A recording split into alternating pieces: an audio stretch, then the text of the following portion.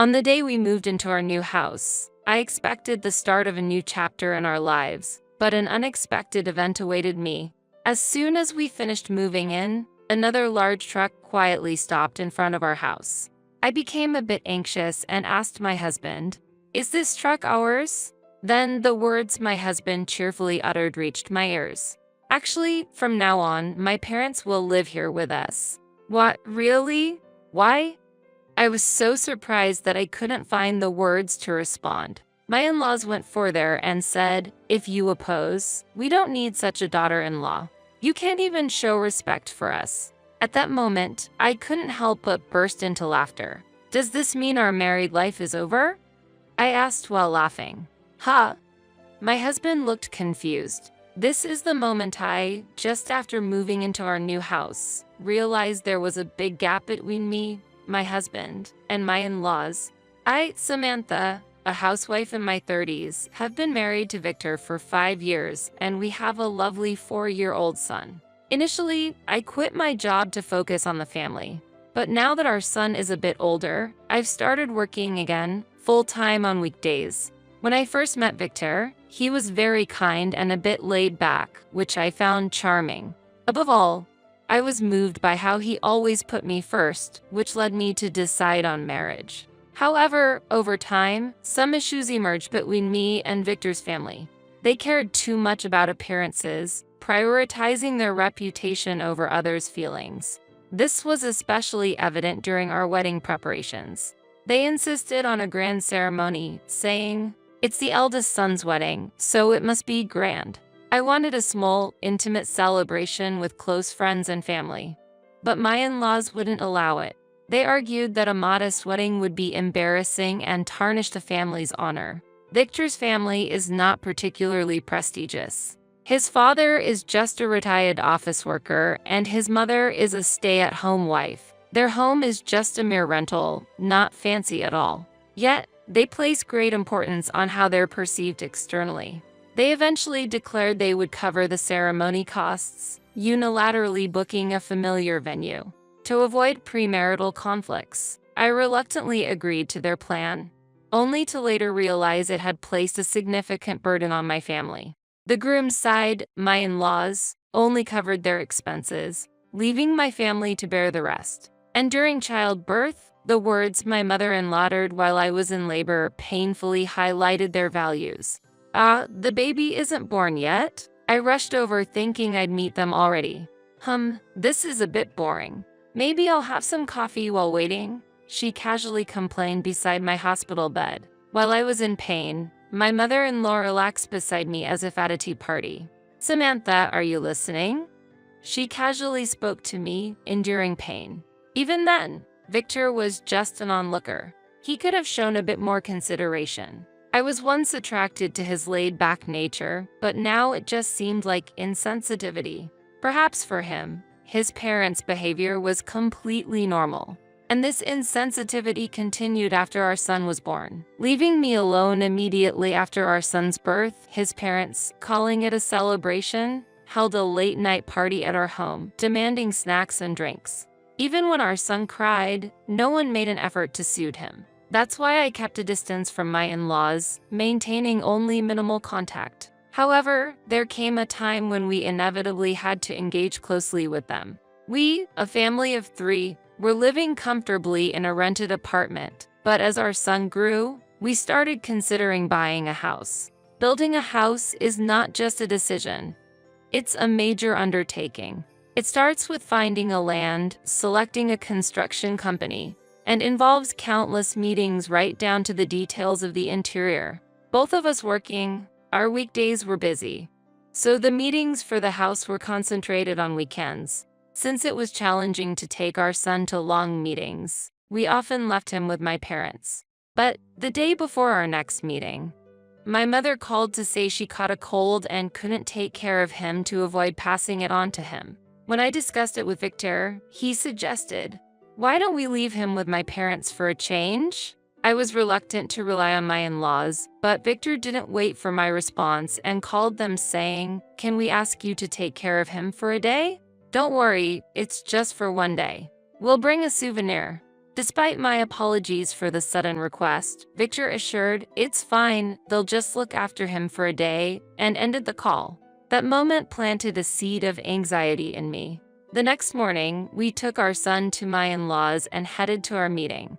We bought sweets on the way back for them, appreciative yet eager to leave. As anticipated, my in-laws detained us, inquiring excitedly about the house. "Are you building a single or two-story house? Perhaps one of those trendy garage houses? Are you getting a system kitchen? It must make cooking so convenient for the younger generation. I'd probably cook more if I had one."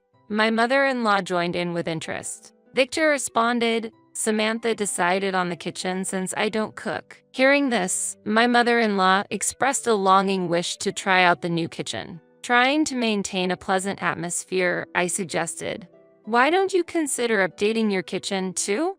However, she replied, "We don't have the money for that. If you're offering, I'd love a renovation." Victor casually said, "Once our house is built, come over. You can even try the kitchen." The kitchen is like a sanctuary to me, and the thought of others using it felt intrusive. After enduring more house-related questions, we were finally freed 2 hours later. On the way home, I shared my concerns with Victor. "Your parents seem very interested in our house, but they're not planning to live with us, right?" He reassured, "No, the house is for our family, and the kitchen is for you to use however she likes." Trusting his words, I calmed down. Since then, my in-laws became more involved in our house planning, offering to watch our son during meetings and suggesting various design ideas. "Show me the blueprint, let me give you some advice," my father-in-law would say, inquiring about the bathroom and living room sizes. He even advised on future-proofing the house. "It's good to have handrails at the entrance for when you're moving things around." My mother-in-law suggested a guest room would be calming and inquired about the kitchen sink height, too high, and it'll be hard to cook if you hurt your back. Their involvement grew, with advice on even the tiniest details. When I explained about the height of the sink, my mother-in-law immediately remarked, "This is a bit inconvenient for me to use." She advised, "It would be better if it were a bit lower." "It doesn't suit my height," to which I inadvertently responded, "I designed it to be most convenient for me." Hearing this, my father-in-law joined in, asserting, "The house isn't just for you alone. Victor will use it too, so it needs to be convenient for everyone." Though he said it's for everyone, I couldn't help but think, do I have to change everything just for the occasional visits of my in-laws? I glanced at Victor for support, but he just silently nodded. I began to wonder, for whom are we really building this house? With such exchanges recurring, my spirit wore down. I approached Victor, suggesting, "Let's stop leaving our child with your parents and ask them not to interfere with the new house discussions." However, Victor didn't see my point, saying, "They are doing us a favor when they look after our son. What's the big deal if they give some input? Aren't you overreacting?" I pressed further, "But don't you think your parents are pushing their opinions too much? Are they planning to live with us?" Victor suddenly got angry and shouted, "How many times do I have to say it? The house is for our family. If you keep nagging about this, we might as well divorce." I was confused. How did a discussion about the new house lead to talks of divorce? From then on, Victor started to threaten divorce over trivial matters. On another day, my in-laws visited and reignited the conversation about the new house. "Shouldn't we rethink the location of the bathroom?" my father-in-law suggested, and my mother-in-law agreed. Yes, this way would be more convenient. Victor was ready to call for changes, aligning with their opinion. When I firmly stated, "This part is already decided," my father-in-law became irritated. "It's not your place to speak. You should respect the opinions of your elders," he scolded loudly. My mother-in-law added subtly, "We're saying this for your own good." Yet, there was a coldness to her words. With no support from Victor, who lightly remarked, "They're just trying to help. Why not listen a bit?" My father-in-law turned to Victor and said, "Couldn't you have found a more understanding woman?" Victor responded, "Don't say that, Dad. Samantha, apologize. Otherwise, we're heading for divorce." I could only respond with disbelief. Internally, I felt at my limit. The relationship with my in-laws was always challenging, but recently Victor has become increasingly submissive to them. The kind Victor I knew was gone, replaced by a husband under his parents' influence. The excitement of building a new home had turned into daily heartache from interactions with my in-laws. Any complaints to Victor were met with threats of divorce. At one point, he even showed me a filled-out divorce form. "Why are you so cold?" "My parents are just trying to give advice, thinking of us. They take good care of our son, don't they? If you keep this up, I'm seriously considering divorce," Victor began to say. I was stunned. It was clear he would always side with his parents. Their care for our son was minimal. My parents were the true support, responding to sudden calls from daycare and caring for our son when I was sick. While my parents prepared birthday and Christmas gifts, my in-laws never presented a gift to our son, yet they always demanded something from us during visits. Victor wasn't seeing the reality of our family. Exhausted, I fled to my parents' home. Seeing my state, my mother immediately sensed something was wrong and kindly asked, "What's the matter? Are you troubled by something?" After I confided everything to her, she said, "You can always come back here." Her words lightened my heart. Indeed, I didn't need to force myself to fit in with that family. It was just a matter of making a decision. But my concern was our son. We just built a new house, envisioning a happy future there. But my in-laws' interfering increased, and it felt like it wouldn't be long before they took over the house. The thought of being constantly targeted and used by them was unbearable. Yet, if I suggested divorce, Victor would surely refuse. Despite often mentioning divorce, his family cared about appearances, so I doubted it would go smoothly. Thus, I started preparing for a possible situation. Finally, our new house was completed. When the three of us went to see it, our son was thrilled, running around the new space. Surrounded by the new house's scent, I felt the reality of achieving our ideal home. Victor and I discussed the moving details. The plan was to leave the second floor, designated for the guest room and our son's room, empty for a while, using it as temporary storage. I shared this plan with Victor, but he only responded, "Make sure to organize the stuff," while saying, "Why rush?" I already had a suspicion. Then the moving day arrived. After leaving our son with my parents, I immersed myself in unpacking alone. But soon, I noticed Victor was missing. When I found him, he was on a call saying, "What, you're coming now? But we're still unpacking." I sighed internally. "Your parents again?" Soon, another truck stopped in front of our house. I thought it was a forgotten item, but when the doorbell rang, my in-laws were there, carrying their belongings. My father-in-law entered briskly, asking, "Is everything unpacked?" Then glanced around and remarked, "Oh, it's not organized at all. It must have been hard for you, Samantha, to do this alone." Behind him, movers stood with large protective covers, politely asking, "Hello, is it okay to start the work here?" Confused, I thought. What work are they talking about? My in-laws quickly instructed the workers to begin, and they invaded our new home. I asked Victor urgently, "What's going on?" He replied, "Actually, we're going to live together now. My parents have always helped us a lot, especially with our son, so it's more convenient." I wasn't aware of this plan. I objected, to which he said, "I'm the head of this household. My parents have always advised us on the house. Mom is looking forward to living here." "Wait, this house is for us and our son. There was no plan for your parents' rooms," I argued. Then, my father-in-law demanded, "The largest room on the second floor will be mine." My mother-in-law added, "And the room next to it will be mine. I wonder if the curtains I measured will fit." In confusion, I asked Victor, "Isn't this the first time your parents are visiting our house?" He revealed, no, they had been here before the viewing. "Why?" I inquired, to which he replied, "They wanted to see the house first, so I gave them the keys." At that moment, anger surged within me. I couldn't believe that my in-laws had inspected the house we put our hearts into and even decided on their rooms without us. "Why didn't you consult me? This is our family's home. I can't accept that our son's room will be taken away." I strongly protested to Victor. He retorted, We won't use his room or the guest room right away, right? The guest room is for when someone visits, isn't it? So what's the difference if my parents use it? He continued, didn't we agree to live with a family? That family includes my parents. Was I deceived? I asked in shock. Victor firmly stated, you're the one who was mistaken. I'm the head of the house, so no complaining. Then my in-laws chimed in. What's wrong with her? Is it such a problem for us to live together?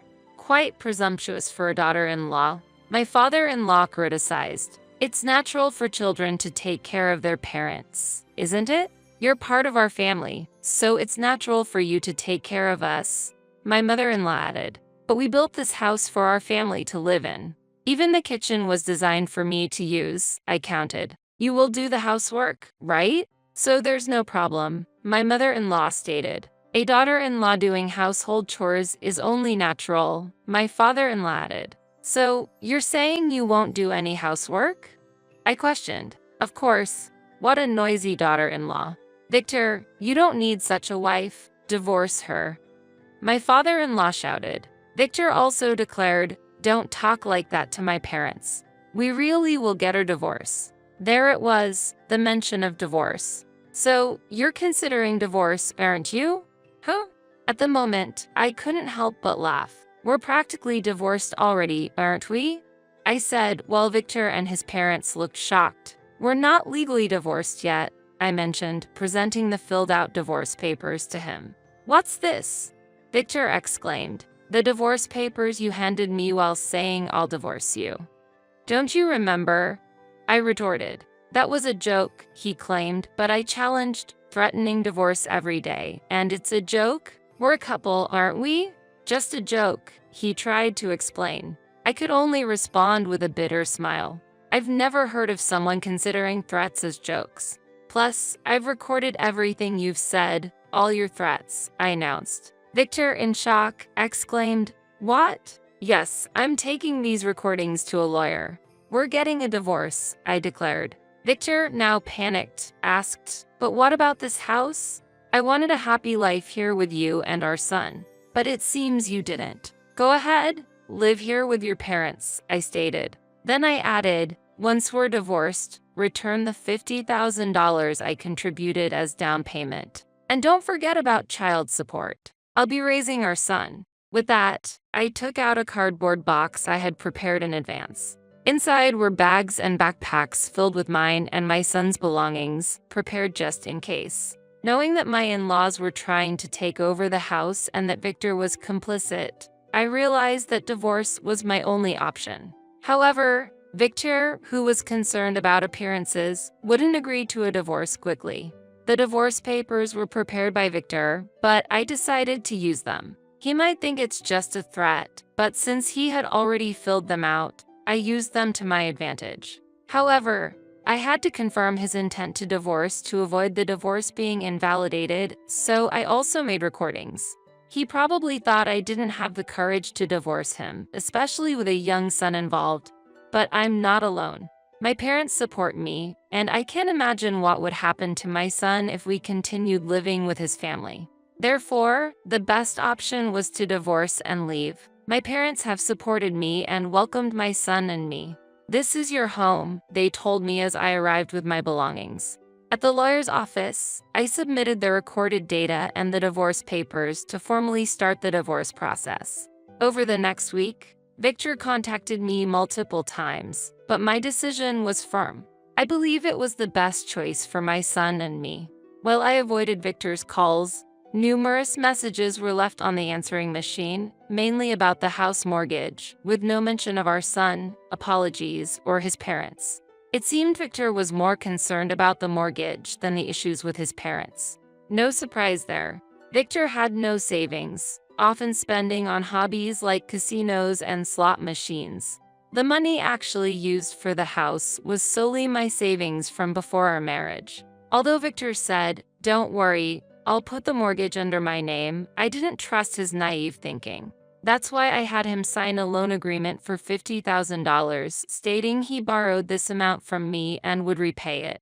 To Victor, borrowing money between spouses might not have seemed like a big deal, as he signed without complaint. This loan agreement became crucial just in case. Even though we used my savings for the down payment and the mortgage was in Victor's name, he likely depended on my income too.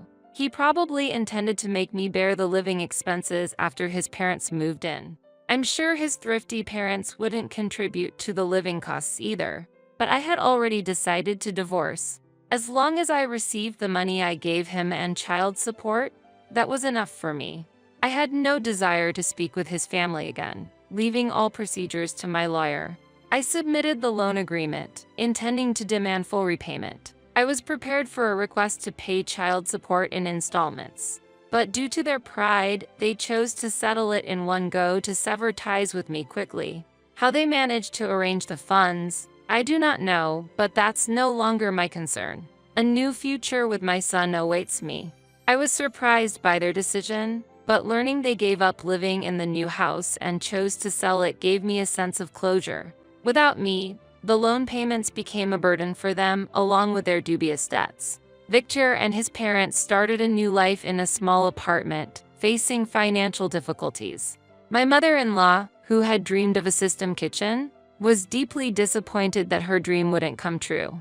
The kitchen, designed for my convenience, would have been too high for her, adding to her frustration. Moreover, the situation became even more complicated when the divorced sister-in-law and her children returned to Victor's parents' house.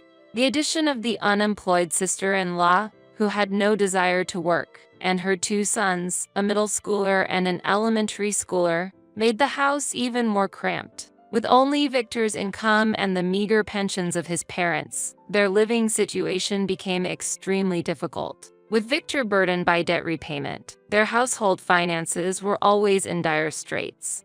There were constant complaints from neighbors about the never-ending arguments within the family. My sister-in-law complained that they were supposed to live in the new house, while my mother-in-law lamented the loss of the chance to use her dream system kitchen. Victor, frustrated, dived deeper into gambling, saying, "If you complain so much, I'll hit it big and buy a house or whatever," only increasing his debts. Rumors even surfaced that he borrowed more money from loan sharks, casting a shadow over their future. But this is all due to Victor, who always sided with his parents, so it's his own fault. I distanced myself from their life, starting anew with my son. Living in a rental apartment near my workplace is refreshing, and I find new energy in both my work and home life. When I come home late, my parents support me by taking care of my son, which gives me peace of mind. As I worked hard, I achieved results and improved my income. Thanks to this, I am planning a relaxing trip to a hotel with spa with my son and parents. My family is irreplaceable to me.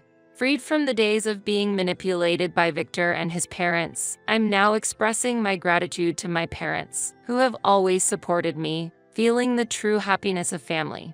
Standing firmly on my own feet, I look forward to forging a new future with my precious family.